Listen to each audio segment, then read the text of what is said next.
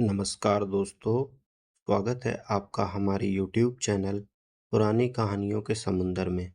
आज की कहानी राजा विक्रमादित्य की कहानी है। दोस्तों, विक्रम बेताल की कहानियाँ प्रेरणादायक और नेतृत्व क्षमता को बढ़ाने वाली कहानी हैं।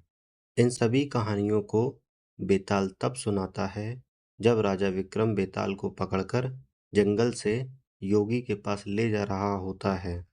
हर बार बेताल रास्ता लंबा होने के कारण वह राजा विक्रम को कहानी सुनाता। जिन कहानियों का संग्रह राजा विक्रम और बेताल की कहानियों के नाम से प्रसिद्ध है। कहानी सुनाने से पहले बेताल राजा के सामने एक शर्त भी रखता।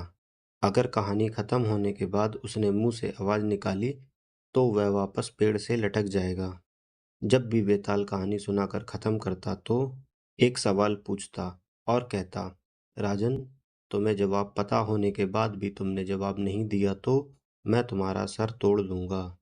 इस वजह से राजा को मजबूरन होकर जवाब देना पड़ता और पहली शर्त के अनुसार राजा के बोलते ही बेताल वापस उड़कर पेड़ से लटक जाता। ऐसा होते होते बेताल ने कई कहानियां सुनाई, लेकिन ये सभी कहानियां शिक्षाप्रद और प्रेरणादायक कहानियां हैं। तो आइए सुनते हैं राजा विक्रमादित्य की चतुराई और होशियारी और बुद्धिमानी पर आधारित बेताल की ये प्रसिद्ध कहानियां। बहुत पुरानी बात है। धारा नगरी में गंधर्व सेन नाम का एक राजा राज करता था। उसकी 4 रानियां थीं। उनके 6 लड़के थे, जो सब के सब बड़े ही चतुर और बलवान थे। संयोग से एक दिन राजा की मृत्यु हो गई और उनकी जगह उनका बड़ा बेटा शंख गद्दी पर बैठा। उसने कुछ दिन राज किया, लेकिन छोटे भाई विक्रम ने उसे मार डाला और स्वयं राजा बन बैठा। उसका राज्य दिनों दिन बढ़ता गया और वह सारे जम्बूद्वीप का राजा बन बैठा। एक दिन उसके मन में आया कि उसे घूमकर सैर करनी चाहिए और जिन देशों के नाम उसने सुने हैं उन्हें देखना चाहिए। तो वह गद्दी अपने छोटे भाई भृत्यहरि को सौंपकर योगी बनकर राज्य से निकल पड़ा। उस नगर में एक ब्राह्मण तपस्या करता था। एक दिन देवता ने प्रसन्न होकर उसे एक फल दिया और कहा, इसे जो भी खाएगा वह अमर हो जाएगा। ब्राह्मण ने वह फल लाकर अपनी पत्नी को दे दिया और देवता की बात भी बता दी। ब्राह्मणी बोली, हम अमर होकर क्या करेंगे? हमेशा भीख ही मांगते रहेंगे। इससे तो मरना ही अच्छा है। तुम इस फल को ले जाकर राजा को दे दो और बदले में कुछ धन ले आओ। यह सुनकर ब्राह्मण फल लेकर राजा भृत्यहरि के पास गया और सारा हाल कह सुनाया। भृत्यहरि ने फल ले लिया और ब्राह्मण को 1 लाख रुपए देकर विदा कर दिया। भृत्यहरि अपनी एक रानी को बहुत चाहता था। उसने महल में जाकर वह फल उसी को दे दिया। रानी की मित्रता शहर कोतवाल से थी। उसने वह फल कोतवाल को दे दिया। कोतवाल एक वेश्या के पास जाया करता था। वह उस फल को उस वेश्या को दे आया। वेश्या ने सोचा कि यह फल तो राजा को खाना चाहिए। वह उसे ले जाकर राजा भृत्यहरि के पास गई और उसे दे दिया।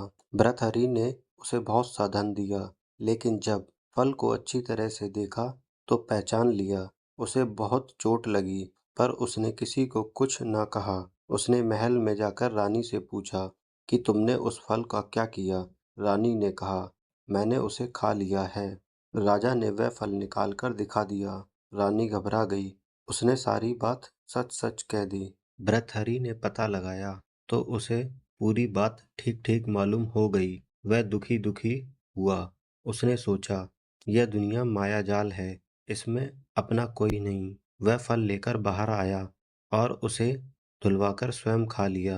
फिर राजपाट छोड़ योगी का भेष बना जंगल में तपस्या करने चला गया। भृत्यहरि के जंगल में चले जाने से विक्रम की गद्दी सूनी हो गई। जब राजा इंद्र को यह समाचार मिला तो उन्होंने एक देव को धारा नगरी की रखवाली के लिए भेज दिया। वह रात दिन वहीं रहने लगा। भृत्यहरि के राजपाट छोड़कर वन में चले जाने की बात विक्रम को मालूम हुई तो वह लौटकर अपने देश आया। आधी रात का समय था। जब वह नगर में घुसने लगा तो देव ने उसे रोका। राजा ने कहा, मैं विक्रम हूँ, यह मेरा राज है, तुम रोकने वाले कौन होते हो? देव बोला, मुझे राजा इंद्र ने इस नगरी की चौकसी के लिए भेजा है। तुम सच्चे राजा विक्रम हो तो आओ, पहले मुझसे लड़ो। दोनों में लड़ाई हुई। राजा ने जरा सी देर में देव को पछाड़ दिया। तब देव बोला, हे राजन, तुमने मुझे हरा दिया, मैं तुम्हें जीवन दान देता हूँ। इसके बाद देव ने कहा, राजन, एक नगर और एक नक्षत्र में तुम 3 आदमी पैदा हुए थे। तुमने राजा के घर जन्म लिया, दूसरे ने तेली के घर जन्म लिया और तीसरे ने कुम्हार के घर जन्म लिया। तुम यहाँ राज करते हो और तेली पाताल में राज करता था। कुम्हार ने योग विद्या से तेली को मारकर शमशान में पिशाच बना दिया। अब वह तुम्हें मारने की फिराक में है, उससे सावधान रहना। इतना कहकर देव चला गया और राजा महल में आ गया। राजा को वापस आया देख सब बड़ी खुशी हुए। नगर में आनंद मनाया गया। राजा फिर राज करने लगा। एक दिन की बात है कि शांतिशील नाम का एक योगी राजा के पास दरबार में आया और उसे एक फल देकर चला गया। राजा को आशंका हुई कि देव ने जिस आदमी को बताया था, कहीं यह वही तो नहीं। यह सोच उसने फल नहीं खाया, भंडारी को दे दिया। योगी आता और राजा को एक फल दे जाता। संयोग से एक दिन राजा अपना अस्तबल देखने गया था। योगी वहीं पहुंच गया और राजा को फल दे दिया। राजा ने उसे उछाला तो वह हाथ से छूटकर धरती पर गिर पड़ा। उसी समय एक बंदर ने झपटकर उसे उठा लिया और तोड़ डाला। उसमें एक लाल हीरा निकला, जिसकी चमक से उसकी आंखें चौंधिया गईं। राजा को बड़ा आश्चर्य हुआ। उसने योगी से पूछा, आप ये लाल हीरा मुझे रोज क्यों दे जाते थे? योगी ने जवाब दिया, बेटी और वैद्य के घर कभी खाली हाथ नहीं जाना चाहिए। राजा ने भंडारी को बुलाकर पीछे के सभी फल मंगवाए। सभी फल को तोड़वाने पर सब में से एक एक लाल हीरा निकला।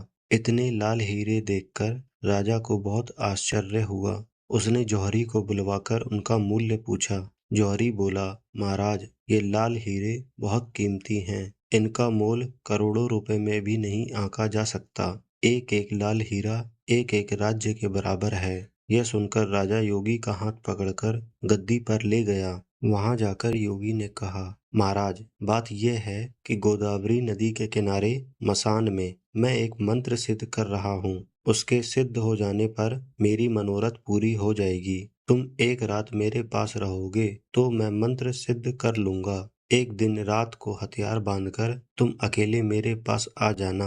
राजा ने कहा, अच्छी बात है। इसके उपरांत योगी दिन और समय बताकर अपने मठ में चला गया। वह दिन आने पर राजा अकेला वहां पहुंचा। योगी ने उसे अपने पास बिठा लिया। थोड़ी देर बैठकर राजा ने पूछा, योगी जी, मेरे लिए क्या आज्ञा है? योगी ने कहा, राजन, यहाँ से दक्षिण दिशा में 2 कोस की दूरी पर मसान में एक सीरस का पेड़ है, जिस पर एक मुर्दा लटका है।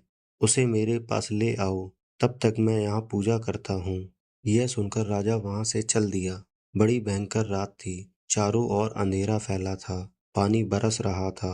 भूत प्रेत शोर मचा रहे थे। सांप आकर पैरों में लिपट रहे थे। लेकिन राजा हिम्मत से आगे बढ़ता गया। जब वह मसान में पहुंचा तो उसने देखा कि शेर दहाड़ रहे हैं, हाथी चिंगाड़ रहे हैं। राजा बेधड़क चलता गया और सीरस के पेड़ के पास पहुंच गया। राजा ने सोचा, हो न हो यह वही योगी है जिसकी बात देव ने बताई थी। पेड़ पर रस्सी से बंधा मुर्दा लटक रहा था। राजा पेड़ पर चढ़ गया और तलवार से रस्सी काट दी। मुर्दा नीचे गिर पड़ा और दहाड़ मारकर रोने लगा। राजा ने नीचे आकर पूछा, तू कौन है? राजा का इतना कहना था कि वह मुर्दा खिलखिलाकर हंस पड़ा। राजा को बड़ा आश्चर्य हुआ। तभी वह मुर्दा फिर पेड़ पर जाकर लटक गया। राजा फिर पेड़ पर चढ़ा और रस्सी काटकर मुर्दे को बगल में दबा लिया और नीचे आया। बोला, बता तू कौन है? मुर्दा चुप रहा। तब राजा ने उसे एक चादर से बांधा और योगी के पास ले चला। रास्ते में वह मुर्दा बोला, मैं बेताल हूँ, तू कौन है और मुझे कहाँ ले जा रहा है? राजा ने कहा, मेरा नाम विक्रम है, मैं धारा नगरी का राजा हूँ। मैं तुझे योगी के पास ले जा रहा हूँ। बेताल बोला, मैं एक शर्त पे चलूँगा। अगर तू रास्ते में बोलेगा तो मैं लौटकर पेड़ पर लटक जाऊँगा। राजा ने उसकी बात मान ली। फिर बेताल बोला, अच्छा होगा कि हमारी राह भली-भांति चर्चा में बीत जाए। मैं तुझे एक कहानी सुनाता हूँ। ले कहानी सुन। इस प्रकार बेताल ने अपनी पहली कहानी राजा को सुनाई।